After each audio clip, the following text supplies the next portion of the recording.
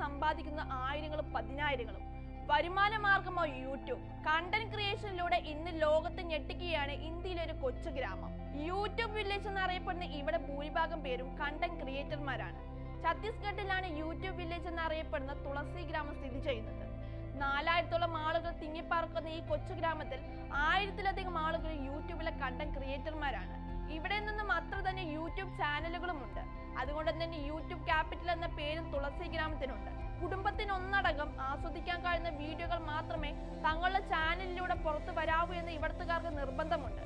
അതുകൊണ്ട് തന്നെ family friendly കണ്ടന്റുകളാണ് ഈ ചാനലുകൾ വഴി പുറത്തുവിടാറ്. മാത്രമല്ല, തുളസിയിലെ ജനങ്ങളെ സർഗവാസന പ്രോത്സാഹിപ്പിക്കാൻ എല്ലാ സൗകര്യവും ചെയ്തുകൊണ്ട് റായ്പൂർ ജില്ലാ ഭരണകൂടം മുൻപിലുണ്ട്. ഡ്രോൺ ക്യാമറകൾ, ജിംബലുകൾ തുടങ്ങിയ സൗകര്യത്തോടെ ഹൈടെക് സ്റ്റുഡിയോ വരെ തയ്യാറാക്കി നൽകിയിട്ടുണ്ട്.